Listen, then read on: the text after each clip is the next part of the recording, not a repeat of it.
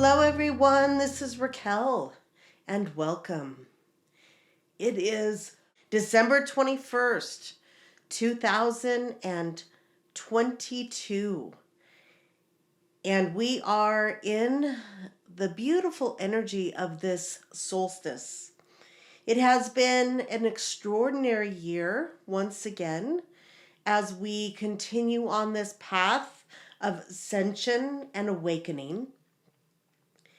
And this energy coming through this powerful gateway is really a culmination of what 2022 has been energetically at the physical level, the planetary level, the galactic, and the universal and even the multiverse levels.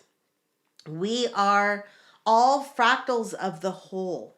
And as we continue this dance of awakening, we are really responding to what is happening at all of the levels of creation.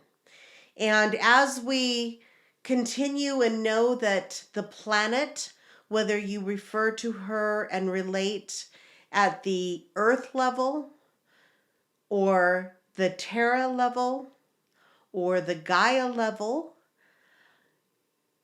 she is leading the way in this beautiful ascension process.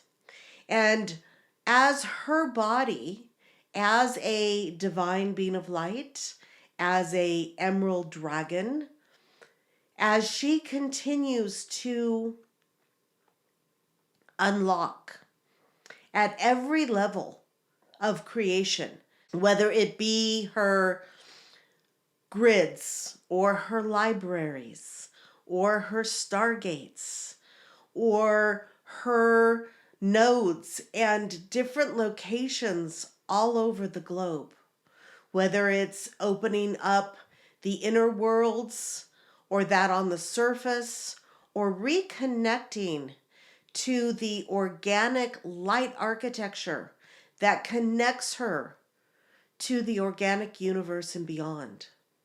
She is working at so many levels to awaken, which is providing the opportunity for us to follow. And so one of the major things that is happening, and it's just one of a long list, but one that's getting a lot of notice right now, is around the universal clock shield and how it is resetting, if you will, through the multiverse. And this is simply another level of light architecture that corresponds all the way down into our own light body architecture.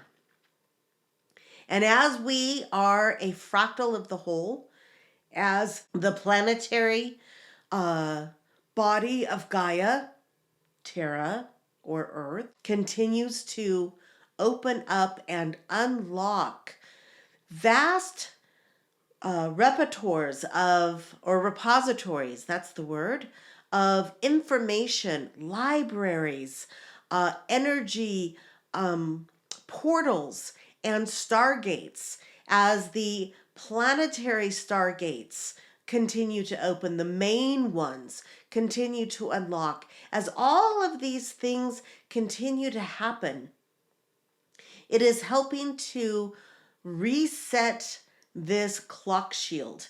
And the clock shield, quite frankly, is a very strange way to describe it because of what we think of as a shield and what we think of as a clock.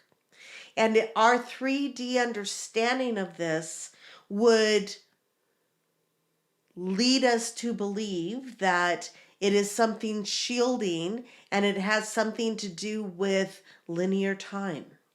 And the truth of the matter is, neither is true. But the clock shield itself and how we are unlocking from the planetary, the galactic, the universal, and the multiverse levels. The way that this is unlocking and going back into a higher recalibration and reset does affect us in the way we perceive or walk through what we used to think of or what we still refer to as time.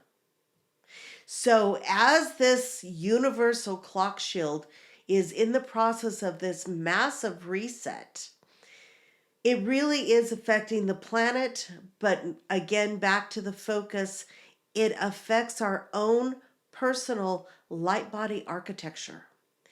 And it is opening up the possibility to move beyond the perception of chronological time, of linear time.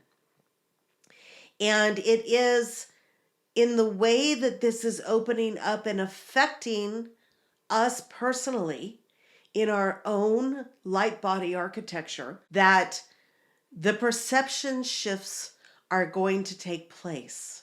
And so it is helping to, yes, unlock our own clock shield that has been really locked into a particular vibration, a particular timeline.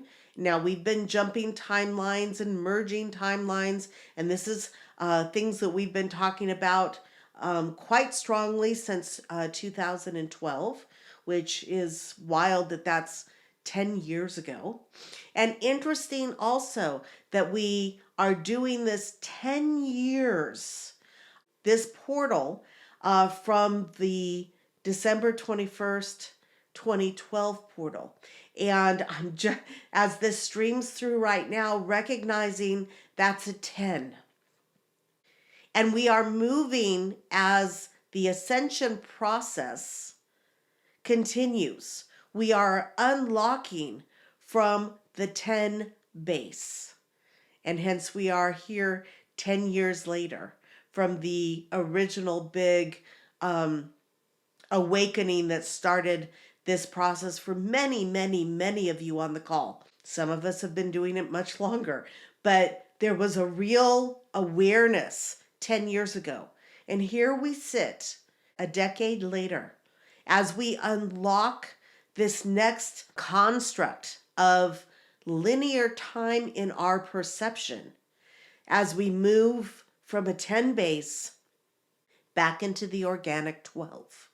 And so this is just another interesting perception as we continue to go through this incredible portal. And again, understanding that this is opening you up to really step into what we would consider multidimensionality, moving between the dimensions, moving between time that we know it in the linear constructs and being free from time to be really able to move into that quantum, into higher dimensions, in and out of different levels of reality without being held into what we consider linear time. And so this is the beauty of what this solstice is unlocking at a very large multiverse container.